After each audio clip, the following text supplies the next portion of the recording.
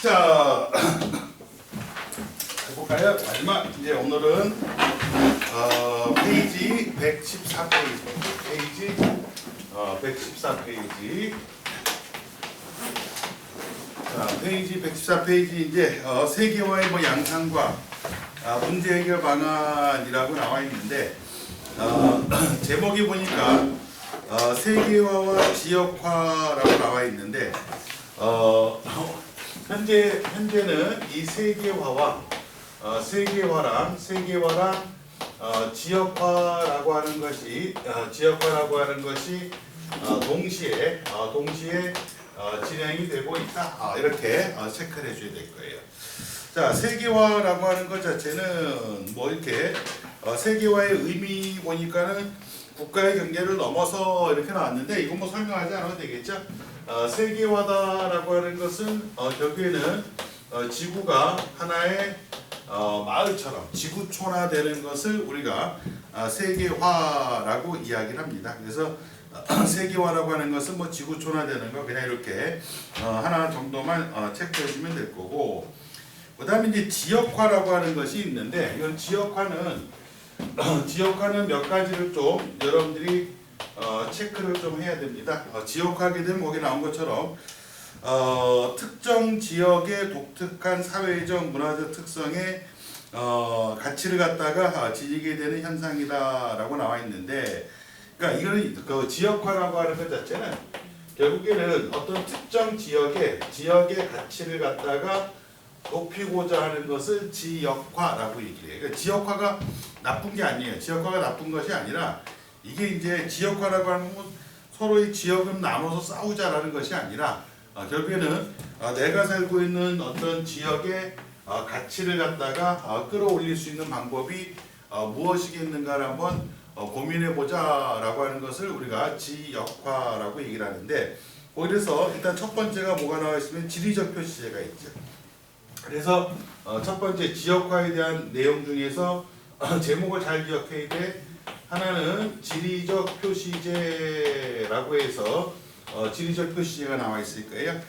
자, 지리적 표시제라는 건 뭐냐라고 하니까 특정적인 기후 지형 등 반영한 우수 상품을 지역에서 표시할 수 있도록 하자라고 합니다. 그러니까 지역 상품, 지역의 특산물, 지역의 특산물을 갖다가 지명 플러스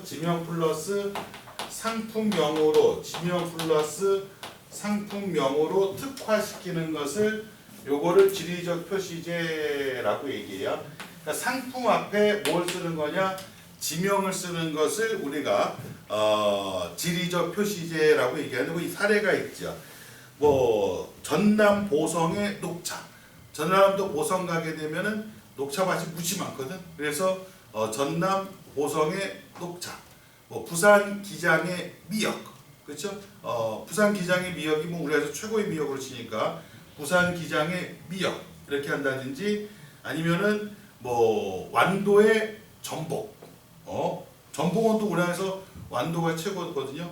완도의 전복 이런 식으로 지명에다가 상품명을 붙여가지고 표시하는 것을 지리적 표시제라고 이야기한다.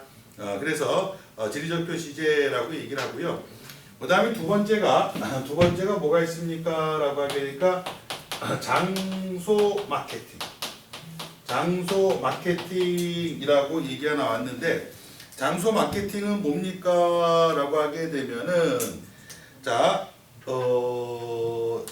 상품이 아니라 거기 나온 것처럼 뭐가 있으면 관광객의 특정 장소를 매력적인 상품이 되도록 하기 위하여 독특한 이미지를 만들고, 그러니까 이거는 지역의 특산물이 아니라 뭐라고 얘기할 수 있느냐라고 하면 장소 마케팅이니까 그 장소를 대표할 수 있는 장소를 대표할 수 있는 상징 등을 갖다가 이야기한다라고 보면 돼. 그래서 이거는 지명 플러스 어떤 상징물을 갖다가 표시하는 것을 갖다가 장소 마케팅이야. 상징물이고 여기 상품이고, 그렇죠? 상징을 갖다 의미하는 거. 그러니까 프랑스의 에펠탑이라든지 중국의 만리장성, 그렇죠? 미국 뉴욕의 자유여신상, 그렇죠? 뭐 서울하면 서울의 남산타워, 그렇죠? 뭐 이런 식으로, 그렇죠? 이렇게 장소를 갖다가 홍보함으로 인해서 결국에는 관광객을 갖다, 요거는 관광객을 갖다가 유치할 목적으로 하는 것이 바로 장소 마케팅입니다라고 보면 돼요. 이거는 관광객과 상관없어. 지리적 표시제는, 그렇죠? 지리적 표시제는 상품을 갖다가 많이 팔기 위한 하나의 모습이고, 장소 마케팅은 관광객, 그렇죠? 관광객을 유치하기 위해서 여기는 꼭 가봐야 돼라는 거 있죠, 그렇죠? 여기는 반드시 가봐야 돼라고 하는 것을 갖다가 이야기하는 거. 프랑스 가면 파리의 에펠탑은 꼭 가봐야 돼라고 하는 거, 뉴욕 가면 자유여신상은 꼭 봐야 돼 뭐 하는 거, 그렇죠? 그런 것들 갖다가 이야기한다라고 보시면 될 겁니다. 이게 장소 마케팅이고, 그 다음에 이제 지역 브랜드예요. 지역 브랜드라고 해서 하나의 지역을 상표화하는 거죠. 특성을 반영한 로고나 슬로건, 그렇죠? 지역을 갖다가 지역의 로고라든지 지역의 슬로건을 갖다가 내거는 것을 지역 브랜드라고 이야기합니다. 그래서 거기 밑에 첫 번째 거가 NY 써졌죠. 그러면 그건 I love 뭐가 될까? 뉴욕, 그렇죠? I love 뉴욕 되는 거고, only 제주라고 해서 제주 갖다 드러내고, Hi 서울 해서 서울을 갖다 드러내는 하나의 지역 로고, 마크를 갖다가 만드는 것을 우리가 지역 브랜드라고 얘기합니다. 이 세 가지 혼동하면 안 된다. 선생님들이 이 세 가지를 갖다가 아주 교묘하게 섞어서 출제할 수 있기 때문에, 상품은 지리적 표시제, 그렇죠? 그 다음에 어떤 상징, 그 지역을 대표할 수 있는 관광 명소 하게 되면은 장소 마케팅, 그 다음에 슬로건, 로고 등 갖다 얘기하는 것 자체는 지역 브랜드, 그렇죠? 지역 브랜드. 아까 얘기한 대로 부산 기장에 미역했는데 이게 지역 브랜드라고 생각하면 안 된다는 거예요. 그렇죠? 부산 기장에 미역하게 되면은 그건 지리적 표시제가 되는 것이지 지역 브랜드가 되면 안 된다라고 보면 돼요. 그래서 요거랑 요거가 가장 많이 헷갈려요. 지리적 표시제와 지역 브랜드 같은 시험 문제 출제하게 되면 가장 많이 헷갈리니까 그거는 좀 조심해서 점검을 좀 해주셔야 될 거예요. 그렇죠? 뭐 장소 마케팅이라고 하는 것은 아까 얘기한 대로 어떤 특정한 상징이 나오게 되는 거니까 틀리지 않을 수 있는데, 지리적 표시제와 지역 브랜드는 반드시 여러분들 구분해서 점검을 좀 하셔야 될 겁니다. 그 다음에 이제 지역 축제가 나와요. 이 지역 축제는 내가 뭐라고 할 수가 없는 게 뭐냐면 다 외워야 돼요. 이거는 그 시험 전날 다 외우는데, 출제를 안 해주시면 좋을 텐데, 출제를 하게 되면은 안타깝지만은 다 외워야 됩니다. 근데 주로 잘 나오는 걸 표시해 볼게. 송크란의 물축제 표시해 놓으세요. 송크란의 물축제. 태국입니다. 태국의 송크란의 물축제. 그 다음에 맥주축제. 맥주가 독일이 유명하니까 맥주축제 미넨에서 하고요. 그 다음에 분열축제. 분열축제 스페인 하나 체크해 놓고, 그 다음에 또 스페인의 소모리도 하나 체크해 놓으세요. 그래서 얘네가 투가 유명하잖아. 그렇죠? 투가 유명하다 보니까 투장에서 성난 소를 갖다가 집어넣어 놓고 소모리를 해서 축제를 갖다 하는 장면들이 나오는데, 며칠 전에도 한번 뉴스에 나왔는데 소모리 하다가 한 명이 뿔에 맞춰갖고 사망하는 사고가 발생. 스페인에서 소모리 축제하다 처음 죽었대. 처음 죽었다고 해서 뉴스에 나오더라고. 그래서 소모리 축제가 있다라는 거, 그거는 좀 꼭 기억해 놓고 뒤를 넘겨보세요. 근데 뒤를 넘겨보게 되면은 여기서도 이제 좀 조심해야 될 것이 있는데, 지역 축제에서 봐라. 아까 얘기했던 거 분열이라고 하는 토마토 축제. 그래서 시험에 출제가 잘 된다는 거예요. 자, 왜냐면은 스페인이 어떤 기후라고 했죠? 스페인 지중해성 기후라고 했죠? 스페인 지중해성 기후니까 토마토가 재배가 잘 되거든. 그래서 토마토로서 던지면서 축제하는 것이 바로 분열 토마토 축제. 그렇게 같이 외워놓으세요. 분열 토마토, 그렇죠? 분열 토마토 축제라고 이렇게 같이 알아둬서 분열 토마토 축제 선생님들이 많이 출제합니다. 그 다음에 또 아까 전에 거기 그림엔 안 나왔지만 리우 카니발, 리우 카니발을 또 하나 기억해 놓고요. 리우 카니발, 브라질 브라질 리우 카니발 축제가 있고, 그 다음에 칸 국제 영화제는 별표. 칸 국제 영화제는 별표. 왜 칸 국제 영화제를 별표치라고 하느냐라고 하면 거기 뒤에 나와 있죠. 칸 국제 영화제, 베를린 영화제, 베네치아 영화제 세 개를 꼭 기억해놔야 돼요. 세계 3대 영화제입니다. 그래서 세계 3대 영화제를 쓰시오라고 하는 문제를 주관식으로 출제할 수 있으니까 칸 국제 영화제, 칸은 프랑스, 그 다음에 베를린 영화제, 베를린은 어디겠어요? 독일이겠죠? 베를린 영화제 독일. 그 다음에 베니스, 베네치아, 베니스 영화제니까 이거는 베네치아가 어디 있죠? 이탈리아. 그렇죠? 그래서 프랑스, 독일, 이탈리아에서 열리는 세계 3대 영화제를 갖다가 꼭 기억할 것. 3대 영화제 칸, 베를린, 베니스 또는 베네치아 영화제라고 하는 이 세 가지를 갖다가 꼭 기억해놔야 될 겁니다. 그 다음에 오스트리아는요, 음악 축제가 있어요. 음악 축제하고 잘츠부르크 음악제라고 해서 오스트리아 음악 축제라고 하는 것도 그것도 하나 기억을 해 놓으셔야 될 겁니다. 제일 많이 출제가 되는 게 분열 토마토 축제가 많이 출제가 되고, 그 다음에 아까 전에 얘기했던 송크란 축제, 태국의 물축제가 또 출제가 많이 되고, 3대 영화제를 갖다가 쓰시오라고 하는 문제도 출제가 잘 되고, 그 다음에 잘츠부르크, 오스트리아에서 잘츠부르크에서 오스트리아 음악 축제, 이것들도 선생님들이 눈여겨서 출제하는 부분이니까는 그 점을 갖다가 체크를 좀 하셔야 될 겁니다. 자, 됐어요. 그 다음에 세계 도시의 등장이다라고 나왔는데, 그렇죠. 세계화가 되다 보니까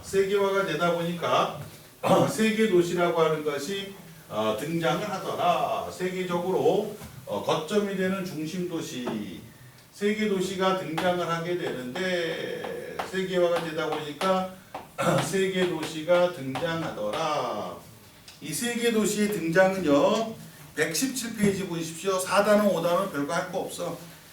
주요 세계 도시 있잖아요. 주요 세계 3대 도시입니다.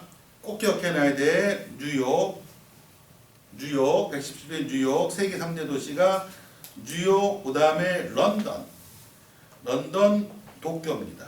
그래서 이걸 세계 도시 최상위 도시라는 얘기를 하는데, 최상위 도시에 뉴욕, 그 다음에 뉴욕, 런던, 도쿄, 동경, 이 세 가지를 꼭 기억해놔야 됩니다. 세계 3대 도시라고 생각해도 돼요. 최상위 도시라고 하는 것이 바로 뭡니까? 라고 최상위 도시가 세계 3대 도시에 해당이 되어집니다. 라고 해서 뉴욕, 런던, 도쿄. 많이 실수하는 게 뭘 실수하느냐라고 하면 파리가 있거든요. 프랑스의 파리는 4대 도시에는 들어가요. 4대 도시는 들어가는데 최상위 도시는 도쿄까지 끊어주고 파리는 세계 4대 도시 정도에 들어간다. 그리고 선생님들이 가끔 또 뭘 내느냐라고 하면 여러분들 속이기 위해서 홍콩 이렇게 내는 경우도 있어요. 홍콩도 무역의 중심지이긴 하지만 홍콩 들어가면 안 됩니다. 그 다음에 세계적으로 또 큰 도시가, 큰 나라가 중국이 있잖아. 중국의 수도가 어디예요?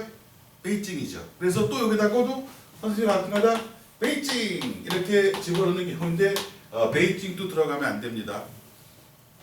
서울도 안 돼. 서울도 안 됩니다. 서울은 세계 몇 대 도시입니까? 라고 했더니 그 밑에 순서를 봐보세요. 자, 런던, 뉴욕, 도쿄. 순서가 런던 1등, 뉴욕 1등이 아니야. 런던 1등, 뉴욕 2등, 도쿄 3등, 파리 4등, 7등이 어디가 들어갔냐면 7등이 서울이 들어갑니다. 그렇죠? 서울 순위는 알아두세요. 7등이야. 교과서에 나와 있어요. 서울은 세계 7대 도시에 포함이 되어집니다. 라고 보는데 세계 7대 도시에 서울을 갖다 꼭 체크해 놓고 베이징 없죠. 10대 도시. 그렇죠? 오히려 중국에서는 뭐가 들어가 있어요? 상하이가 들어가 있지. 그렇죠? 상하이가 오히려 무역 도시로서 더 베이징보다는 세계 10대 도시 안에 들어가 있을 정도로 중국의 상하이가 베이징을 갖다가 앞선다라고 하는 것을 보면 됩니다. 자, 순서 1등이 어디라고? 런던, 1등이 런던, 2등이 뉴욕, 3등이 도쿄, 그 다음에 4등이 프랑스, 파리 여기까지 알아두고 서울은 몇 등에 해당됩니까? 라고 했더니 서울은 세계 7등의 대도시에 포함이 되어집니다. 라고 해서 서울 7등 이렇게 해주면 돼요. 예, 그렇게 해서 이 순서만 좀 기억해 주면 됩니다.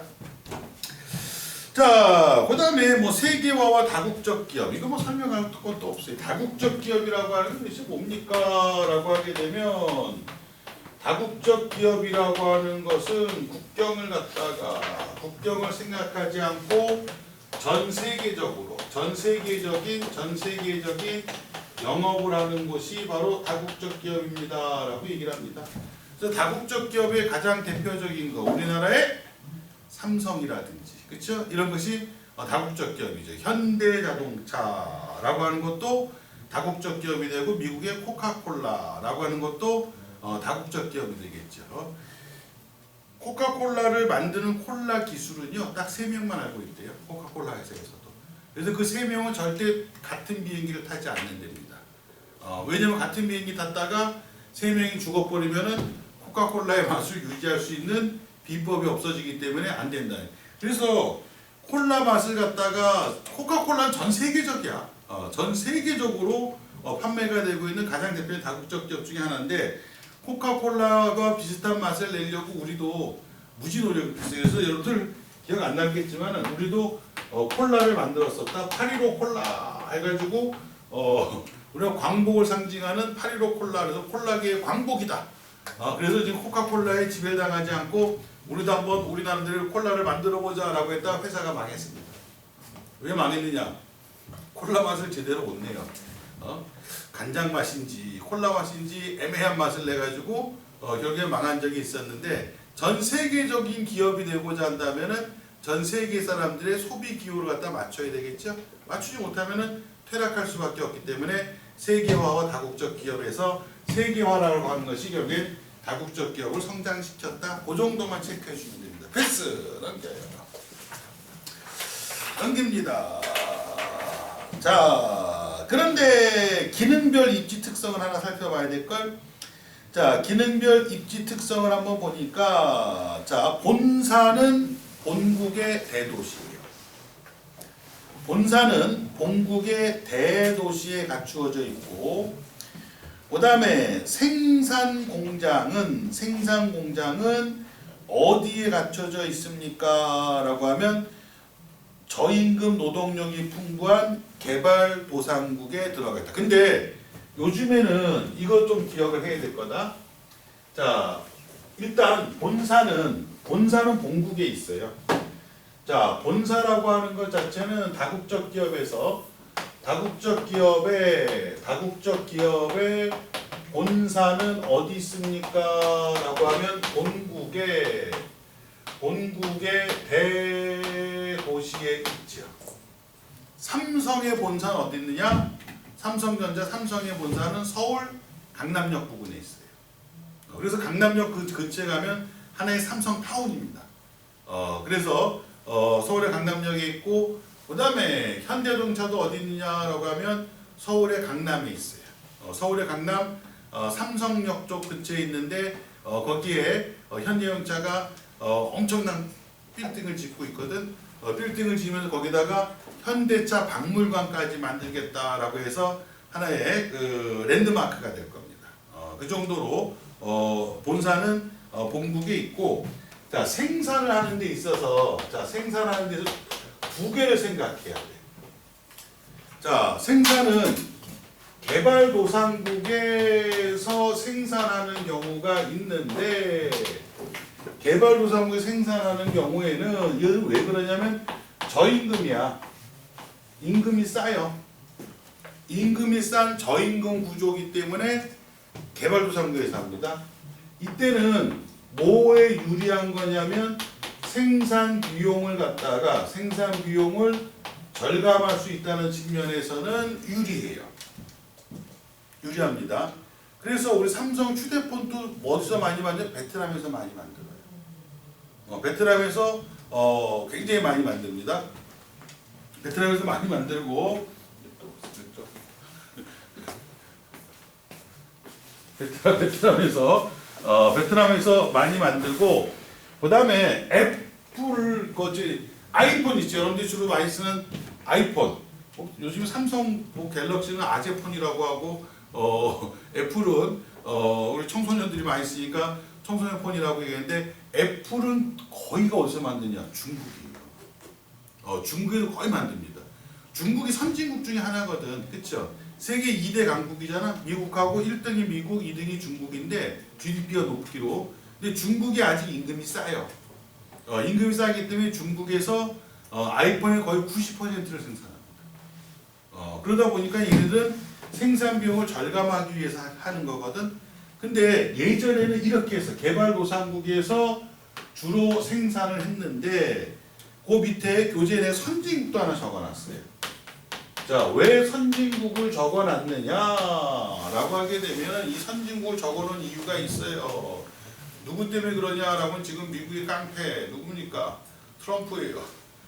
트럼프 때문에 선진국도 이제는 알아둬야 된다라고 해서 모든 참고서에 다 선진국이 들어갔어. 선진국이 왜 들어갑니까? 라고 하면은 선진국에서 생산하는 것이 왜 그럽니까?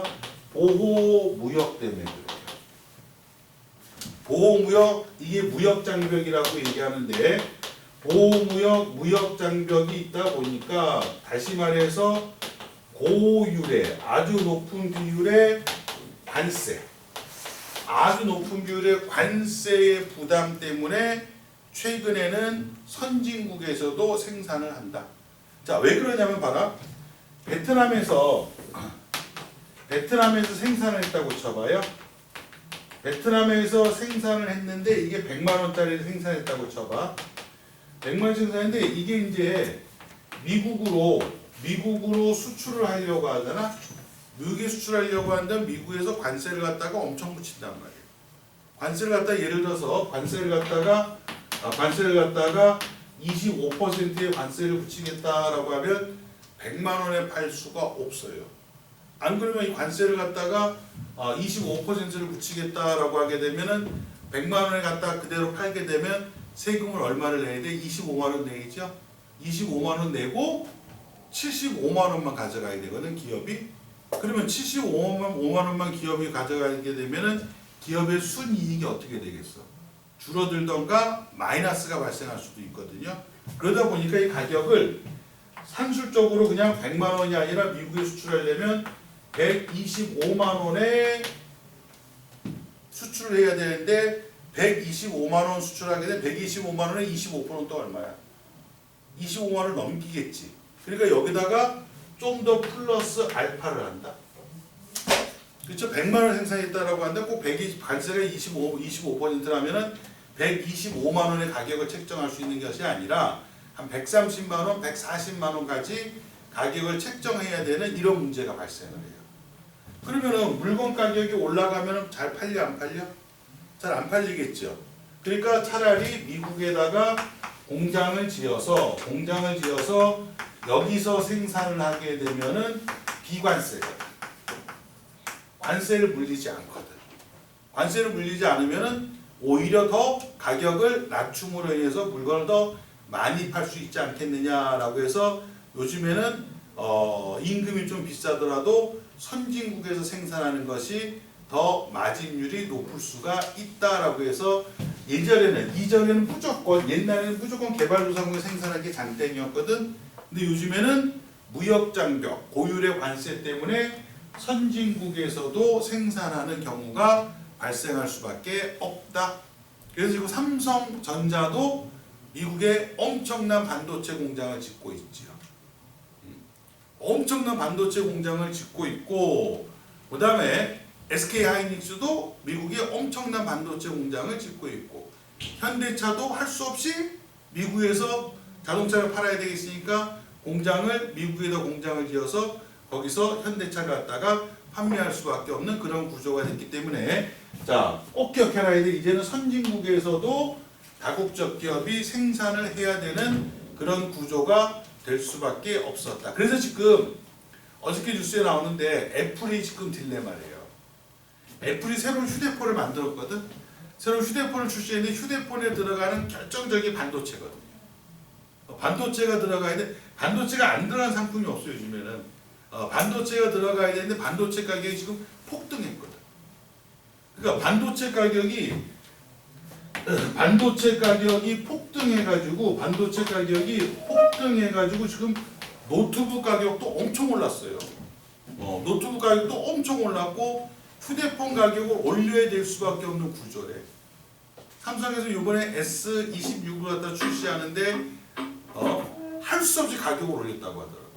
여태까지 계속 가격을 동결했다가 가격을 올릴 수밖에 없었던 것이 반도체 가격이 올라가다 보니까는 가격을 올릴 수밖에 없었다. 근데 요번에 애플 신상품이 나왔는데 애플의 신상품이 그 아이폰이 신상품이 나왔는데 봐라.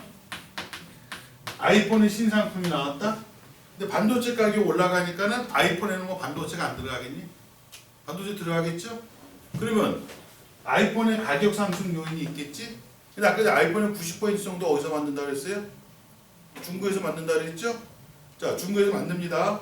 그러면 아이폰을 갖다가 미국 사람들이 구매를 하려고 한다면은 메이드 인 차이나죠. 중국에서 만든 걸 구매를 해야 되겠지? 근데 트럼프가 뭐라고 했어요? 관세를 부과하겠다. 미국에 생산하지 않은 것은 관세를 부과하겠다. 그러면은 미국 회사의 제품임에도 불구하고 중국에서 만들어서 미국으로 들어간다라고 하면 여기에 관세까지 붙어야 돼요. 그럼 아이폰 가격이 반도체 가격 올라간 것만 반영할 수 있느냐라고 하면 뭐까지 반영해야 돼? 관세까지 반영해야죠. 그렇죠? 그러다 보니까 가격이 아마 상당히 올라갈 거예요. 몇 퍼센트까지 올라갈 거로 예상하냐면은 미국 소비자들은 40%까지 아이폰 가격이 올라갈 것이다. 지금 사는 것이 가장 싼 가격이다.